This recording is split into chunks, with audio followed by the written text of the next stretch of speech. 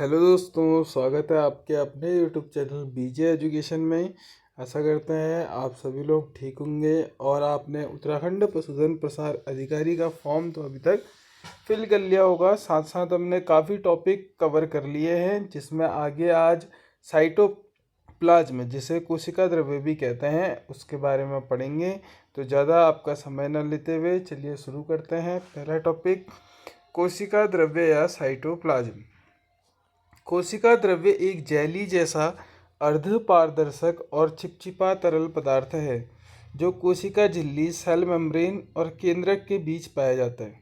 यानी cell membrane, कोशिका झिल्ली और केंद्रक के बीच पाए जाने वाले पदार्थ को, तरल पदार्थ को, और साथ में अर्ध पारदर्शक यानी आधा जिसके आर पार देखा जा सकता है, और जेली जैसा, उसे हम क्या कहेंगे? साइटोप्लाज्म या फिर कोशिका द्रव्य कहेंगे।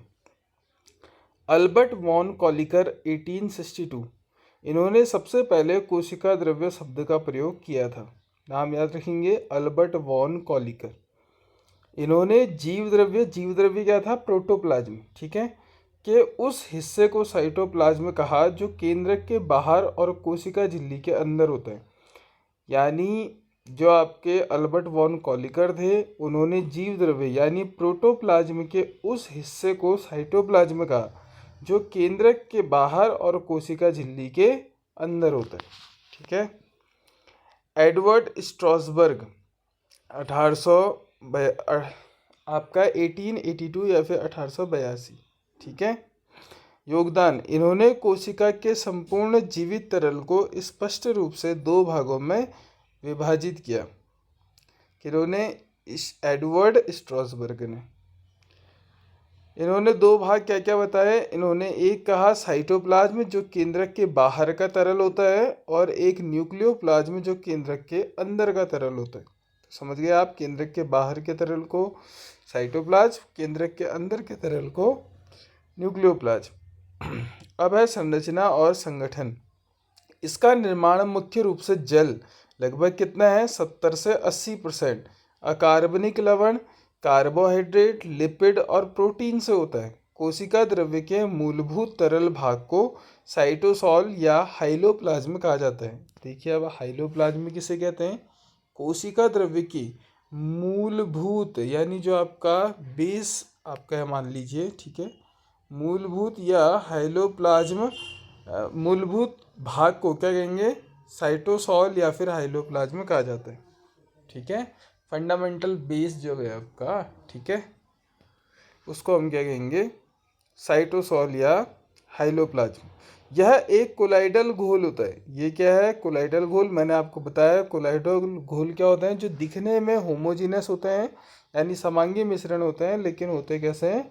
हेट्रोजीनस, ठीक है। जैसे दूध मैंने आपको एग्जांपल दिया था, जिसमें वसा या वसा के कण क्या होते हैं? आपके तैर रहे होते हैं, उसमें घुले नहीं होते, लेकिन हमें दिखने में कैसा लगता है? वो समांगी मिश्रण लगता है, जो कोशिका को आकार प्रदान करता है और ग्लाइकोलिसिस जैसी महत्वपूर्ण मेटाबॉलिज्म प्रतिक्रियाओं का मुख्य स्थल है, ठीक है। एक बार दोबारा देखते हैं, संरचना एवं संगठन। इसका निर्माण मुख्य रूप से जल, लगभग 70 से 80%, अकार्बनिक लवण, कार्बोहाइड्रेट, लिपिड और प्रोटीन से होता है। कोशिका द्रव्य के मूलभूत तरल भाग को साइटोसॉल, हाइलोप्लाज्म कहा जाता है। यह एक कोलाइडल घोल है जो कोशिका को आकार प्रदान करता है और ग्लाइकोलिसिस जैसी महत्वपूर्ण मेटाबॉलिज्म प्रतिक्रियाओं का मुख्य स्थल है। अब है आपका स्ट्रक्चर। आप ये स्ट्रक्चर देख सकते हैं, यहाँ पे सब जगह कौन क्या क्या है। जैसे ये प्लाज्मा मेम्ब्रेन आप यहाँ पे देख सकते हैं।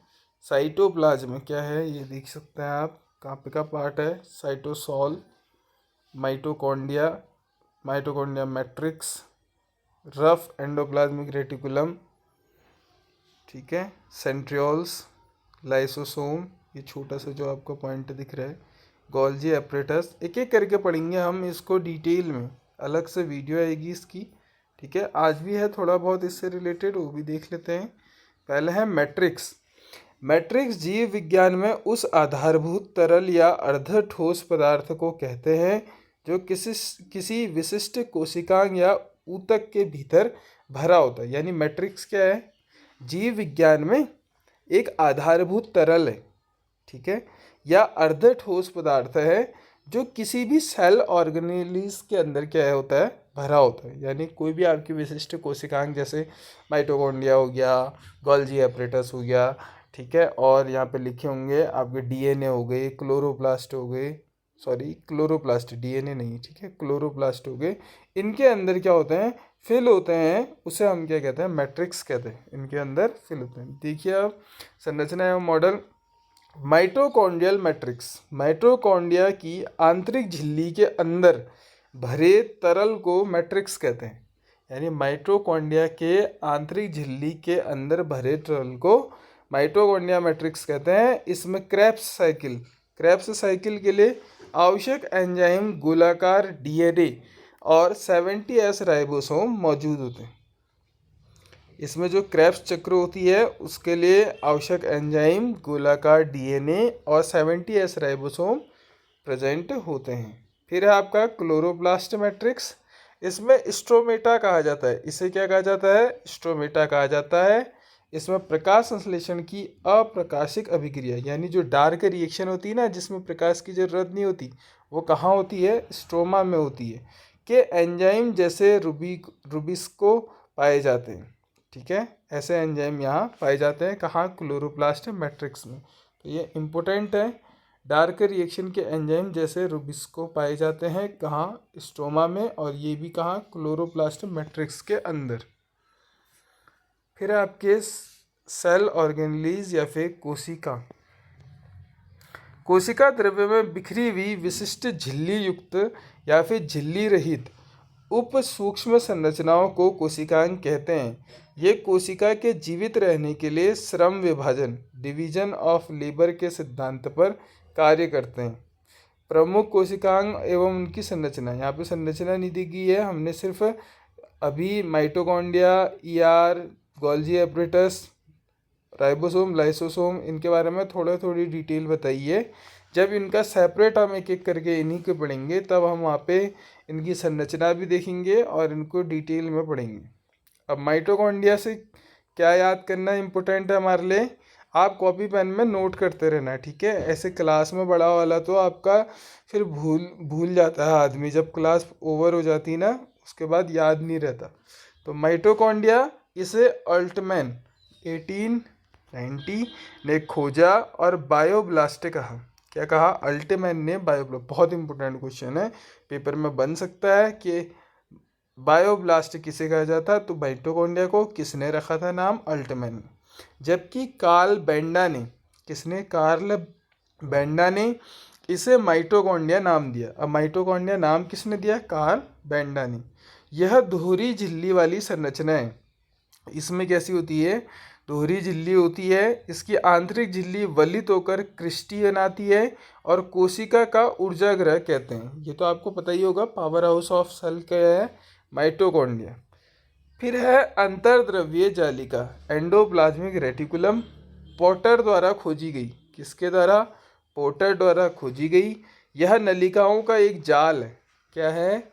नलिकाओं का एक जाल है। यह दो प्रकार की होती है, खुरदुरी और चिकनी अंतर्द्रव्यीय जालिका। खुरदुरी में क्या होते हैं? जो राइबोसोम युक्त होती है, प्रोटीन संश्लेषण, और चिकनी में आपका लिपिड संश्लेषण होता है। ठीक हो गया? जब इनको डिटेल में पढ़ेंगे तो और ज़्यादा इसके बारे में देखेंगे। अभी आपको इनके साइंटिस्ट जो है उनसे रिलेटेड प्रश्न इसमें लिखें। फिर है आपका गोल्जी उपकरण। कैमिलो गोल्जी ने इसके बारे में बताया था 1898। कैमिलो गोल्जी द्वारा खोजा गया यह पुटिकाओं, जिसको हम वेसिकल्स और सिस्टर्नी कहते हैं, का समूह है जो पदार्थों की पैकेजिंग और परिवहन का मॉडल, ठीक है, तैयार करता है। किसने? कैमिलो गोल्जी ने 1898 में। किसको? Golgi apparatus. गोल्जी से आपको पता चल जाएगा कैमिलो गोल्जी। यह वेसिकल्स और सिस्टर्न का क्या है? समूह है जो पदार्थों की पैकेजिंग और परिवहन का मॉडल तैयार करता है। फिर है राइबोसोम। इसका आपका जॉर्ज पैलाडी से संबंधित है। जॉर्ज पैलाडी द्वारा खोजे गए ये झिल्ली रहित कण है, इसमें झिल्ली नहीं होती, ठीक है, और जो आरएनए और प्रोटीन से बने होते हैं, जो आरएनए और प्रोटीन से बने होते हैं, इन्हें प्रोटीन की फैक्ट्री भी कहा जाता है। प्रोटीन की फैक्ट्री कहा जाता है किन्हें? राइबोसोम को। ठीक है, तो ये प्रोटीन का संश्लेषण करते होंगे। जॉर्ज पैलाडे द्वारा खोजे गए ये झिल्ली रहित कण हैं जो आरएनए और प्रोटीन से बने होते हैं। इन्हें प्रोटीन की क्या कहा जाता है? फैक्ट्री भी कहा जाता है। फिर है लाइसोसोम। क्रिश्चियन डी ड्यूव द्वारा खोजे गए। लाइसोसोम किसके द्वारा खोजे गए? Christian de Duve. यह एक एकल झिल्ली वाले थैले हैं जिनमें जल अपघटकीय हाइड्रोलिटिक एंजाइम होते हैं। जिसमें जल क्या होते हैं? हाइड्रोलिटिक एंजाइम होते हैं। ठीक है, अब आपका है एसर्शन रीजन करके प्रश्न है।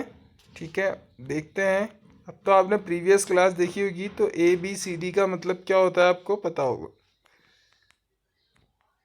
पहला प्रश्न है, लाइसोसोम को कोशिका की आत्मघाती थैली सुसाइटल बैग कहा जाता है। लाइसोसोम, फिर उसका कारण दिया गया है। लाइसोसोम में शक्तिशाली जल अपघटकीय एंजाइम होते हैं जो कोशिका के क्षतिग्रस्त होने पर अपनी ही कोशिका को पचा या नष्ट कर सकते हैं। क्या होगा? दोनों सही है। ठीक है, अभिकथन और कारण दोनों सही है, तो ए हो जाएगा इसका। जब कोशिका पुरानी या क्षतिग्रस्त हो जाती है तो लाइसोसोम फट जाते हैं और उनके एंजाइम अपनी ही कोशिका के घटकों को नष्ट कर देते हैं, इसलिए आर ए सही कारण है। ठीक है, आर और ए सही कारण है। अगला सेकंड प्रश्न है, माइटोकॉन्ड्रिया अपने स्वयं के प्रोटीन का निर्माण कर सकता है। माइटोकॉन्ड्रिया अपने स्वयं के प्रोटीन का निर्माण कर सकता है। कारण है, माइटोकॉन्ड्रियल मैट्रिक्स में स्वयं का गोलाकार DNA और राइबोसोम पाए जाते हैं। क्या होगा? दोनों सही है, अभिकथन और कारण दोनों सही है। माइटोकॉन्ड्रिया एक अर्ध स्वायत्त कोशिकांग है। मैट्रिक्स में उपस्थित DNA और 70S राइबोसोम के कारण यह अपने लिए आवश्यक कुछ प्रोटीन स्वयं बना लेता है। ठीक है, तो पहला भी सही हो गया और दूसरा भी।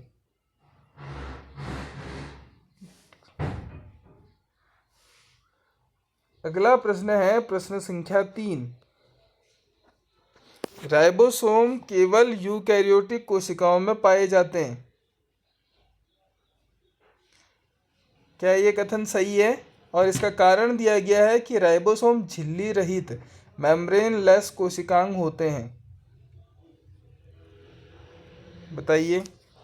जो आपका अभिकथन है ये गलत है, लेकिन कारण क्या है वो सही है। अभिकथन ए गलत है क्योंकि राइबोसोम प्रोकैरियोटिक जैसे बैक्टीरिया और यूकैरियोटिक दोनों कोशिकाओं में पाए जाते हैं, क्रमशः 70 और 80S। ये तो हमने पहली क्लास में पढ़ा था। ठीक है, कारण आर सत्य है, इनके चारों ओर कोई झिल्ली नहीं होती। ठीक है, याद रखना है, राइबोसोम के चारों ओर कोई भी झिल्ली नहीं होती। अगला है प्रश्न संख्या 4। साइटोसोल कोशिका द्रव्य का वह भाग है जिसमें कोशिकांग तैरते रहते हैं। साइटोसोल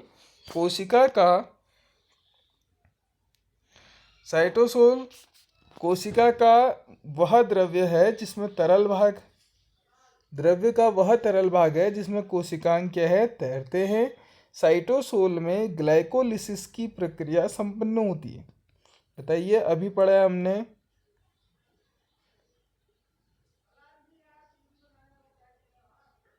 देखिए, दोनों कथन सही है, अभिकथन और कारण दोनों सही है, लेकिन आर ए की व्याख्या नहीं करता है। दोनों कथन बिल्कुल सत्य है, लेकिन ग्लाइकोलिसिस का होना इस बात की व्याख्या नहीं करता कि साइटोसोल में कोशिकांग क्यों तैरते हैं, इसलिए आर ए की सही व्याख्या नहीं कर रहा। ठीक है, साइटोसोल कोशिका द्रव्य का वह तरल भाग है जिसमें कोशिकांग तैरते हैं। साइटोसोल में ग्लाइकोलिसिस की प्रक्रिया संपन्न होती है। ये दोनों सत्य है, लेकिन दोनों का एक दूसरे से कोई रिलेशन नहीं। अगला है प्रश्न 5। खुरदुरी अंतर्द्रव्य जालिका रफ ईआर मुख्य रूप से प्रोटीन का संश्लेषण में भाग लेती है और कारण है खुरदुरी अंतर्द्रव्यीय जालिका की बाहरी सतह पर राइबोसोम चिपके होते हैं। क्या होगा जी, बिल्कुल खुरदुरी है तभी तो उसमें क्या लगे रहते हैं, राइबोसोम लगे होते हैं। ठीक है, अभिकथन ए और आर दोनों क्या है, सही है और एक दूसरे की व्याख्या भी करते हैं। राइबोसोम प्रोटीन का निर्माण करते हैं ईआर की सतह पर यानी एंडोप्लाज्मिक रेटिकुलम। इनकी उपस्थिति जो इसे खुरदुरा बनाती है ही वह मुख्य कारण है जिससे रफ ईआर प्रोटीन संश्लेषण कर पाते हैं। ठीक है, जो आपका खुरदुरी अंतर्द्रव्यीय जालिका है या फिर रफ एंडोप्लाज्मिक रेटिकुलम है, उसमें क्या होता है, राइबोसोम लगे होते हैं, उसी वजह से इसको रफ कहा जाता है। ठीक है, और प्रोटीन संश्लेषण भी कर पाती है उसी वजह। अगला है आपका, अब कुछ PYQs है। उत्तराखंड पशुधन प्रसार अधिकारी LEO कोशिका विज्ञान PYQs महत्वपूर्ण प्रश्न। ठीक है, बताना आप। प्रश्न संख्या 1 है, कोशिका में प्रोटीन की फैक्ट्री के रूप में किस कोशिकांग को जाना जाता है? किसको जाना जाता है? लाइसोसोम, राइबोसोम, गोल्जी कॉय या फिर तारककाई यानी सेंट्रोसोम। क्या होगा? प्रोटीन फैक्ट्री, प्रोटीन कहाँ बनते हैं? राइबोसोम में। कहाँ? राइबोसोम। राइबोसोम आरएनए और प्रोटीन से बने होते हैं। अंतर्द्रव्यीय जालिका ईआर की सतह पर या कोशिका द्रव्य में स्वतंत्र रूप से पाए जाने वाले ये कण अमीनो अम्लों को जोड़कर प्रोटीन का क्या करते हैं? संश्लेषण करते हैं। इसीलिए इसे क्या कहते हैं? प्रोटीन फैक्ट्री कहते हैं। ठीक हो गया? कोशिका में प्रोटीन की फैक्ट्री कहाँ है? राइबोसोम में। फिर है आपका प्रश्न संख्या 2, निम्नलिखित में से किस कोशिकांग में स्वयं का डीएनए जेनेटिक मटेरियल पाया जाता है? किस में पाया जाता है? ऑप्शन है लाइसोसोम और गोल्जी उपकरण, माइटोकॉन्ड्रिया और लवक, अंतर्द्रव्यीय जालिका या फिर रसधानी। तो इसका राइट आंसर आपका माइटोकॉन्ड्रिया और लवक। माइटोकॉन्ड्रिया और लवक। माइटोकॉन्ड्रिया और हरित लवक क्लोरोप्लास्ट दोनों ही अर्ध स्वायत्त सेमी ऑटोनोमस कोशिकांग है। इसमें अपना स्वयं का गोलाकार डीएनए, सर्कुलर डीएनए और 70S राइबोसोम होता है। इससे ये अपने कुछ प्रोटीन खुद बना लेते हैं। ठीक है, इंपॉर्टेंट प्रश्न है। अगला है, जंतु कोशिका विभाजन के समय तर्कुतंतु, जिसको हम स्पिंडल फाइबर्स भी कहते हैं, के निर्माण में कौन सा कोशिकांग महत्वपूर्ण भूमिका निभाता है? जो जंतु कोशिका सेल डिवीजन होती है ना, उस समय पे आपका स्पिंडल फाइबर का निर्माण होता है, तो कौन सा कोशिकांग महत्वपूर्ण भूमिका निभाता है? गोल्जी कॉय, तारककाई, माइटोकॉन्ड्रिया या फिर लाइसोसोम। तो जो आपका सेंट्रोसोम है, तारककाई है, वो इसका राइट आंसर होगा। तारककाई केवल जंतु कोशिकाओं में पाया जाता है। कोशिका विभाजन के दौरान यह 2 सेंट्रियोल में विभाजित होकर विपरीत ध्रुवों पर चला जाता है और स्पिंडल फाइबर का निर्माण करता है, जो गुणसूत्रों को अलग करने में मदद करते हैं। आगे है आपका, अंतर्द्रव्यीय जालिका एंडोप्लाज्मिक रेटिकुलम की खोज किस वैज्ञानिक ने की थी? किसने की थी फिर बताइए? अंतर्द्रव्यीय जालिका की खोज किस वैज्ञानिक ने की थी? ऑप्शन है आपके Camillo Golgi, Robert Brown, KR Potter या फिर क्रिश्चियन D ड्यू। तो इसका राइट आंसर है आपका option number C, KR Potter. KR Potter, इसको कहते हैं कीथ R पॉटर। 1945 ने अल्बर्ट क्लाउड और अर्नेस्ट फुलम के साथ मिलकर इलेक्ट्रॉन सूक्ष्मदर्शी की मदद से कोशिका द्रव्य में इस जालिका जैसी संरचना की खोज की थी। ठीक है, याद रखना, कीथ R पॉटर ने अल्बर्ट क्लाउड और अर्नेस्ट फुलम के साथ मिलकर, ठीक है, काफ़ी इंपॉर्टेंट लाइन है, कीथ R पॉटर ने अल्बर्ट क्लाउड और अर्नेस्ट फुलम के साथ मिलकर इलेक्ट्रॉन सूक्ष्मदर्शी की मदद से कोशिका द्रव्य में इस जालिका जैसी संरचना की खोज की थी। अगला है प्रश्न संख्या 5, पादप कोशिकाओं में पाया जाने वाला वह कौन सा मुख्य कोशिकांग है जो जंतु कोशिका एनिमल सेल में पूरी तरह से अनुपस्थित होता है? तो ऐसा क्या होता है बताइए? माइटोकॉन्ड्रिया, लवक, प्लास्टिड, केंद्रक या राइबोसोम। देखिए माइटोकॉन्ड्रिया, केंद्रक और राइबोसोम आपके पाए जाते हैं, लेकिन जो लवक है वो प्लास्टिड है, ये नहीं पाया जाता एनिमल सेल्स में। लवक जैसे क्लोरोप्लास्ट, क्रोमोप्लास्ट, ल्यूकोप्लास्ट केवल पादप कोशिकाओं प्लांट सेल्स में ही पाए जाते हैं। क्लोरोप्लास्ट प्रकाश संश्लेषण के लिए जिम्मेदार होते हैं, जबकि जंतुओं में यह प्रक्रिया नहीं होती। तो याद रखना, क्लोरोप्लास्ट, क्रोमोप्लास्ट और ल्यूकोप्लास्ट ये सभी प्लास्टिड्स हैं और ये केवल प्लांट सेल में ही पाए जाते हैं। ठीक है, अगला प्रश्न है, कोशिका का यातायात प्रबंधक, ट्रैफिक पुलिस ऑफ सेल्स किसे कहा जाता है? किसे कहा जाता है फिर बताइए? Traffic police of cells. Option है गोल्जी कॉय, लाइसोसोम, राइबोसोम या फिर माइटोकॉन्ड्रिया। तो इसका राइट आंसर है गोल्जी कॉय। गोल्जी बॉडी को क्या कहते हैं? ट्रैफिक पुलिस ऑफ सेल कहा जाता है। गोल्जी कॉय कोशिका के भीतर अंतर्तव्य जालिका द्वारा बनाए गए प्रोटीन और लिपिड की पैकेजिंग करता है और उन्हें कोशिका के अंदर या बाहर सही स्थान टारगेट साइट तक पहुंचाने का क्या करता है? कार्य करता है। ठीक हो गया? तो इसका राइट आंसर आपका गोल्जी कॉय हो गया। अंतिम प्रश्न है आपका, वह कौन सी झिल्ली है जो पादप कोशिकाओं में रसधानी यानी वैक्यूल को चारों ओर से घेर कर रखती है? क्या है? Plasma lemma, tonoplast, nuclear membrane या फिर सेल वॉल? तो इसका राइट आंसर है आपका टोनोप्लास्ट। क्या है? टोनोप्लास्ट एक ऐसी झिल्ली है जो पादप कोशिकाओं में रसधानी यानी वैक्यूल को चारों ओर से घेर कर रखती है। पादप कोशिकाओं में एक बड़ी केंद्रीय रसधानी पाई जाती है। इसके चारों ओर पाई जाने वाली एकल झिल्ली को टोनोप्लास्ट कहते हैं, जो आयनों और अन्य पदार्थों के परिवहन को नियंत्रित करती है। ठीक है, तो यहाँ पे आज का टॉपिक हमारा साइटोप्लाज्म यानी कोशिका द्रव्य खत्म होता है। यदि बीजे एजुकेशन के चैनल में पहली बार आए हैं तो चैनल को सब्सक्राइब करें।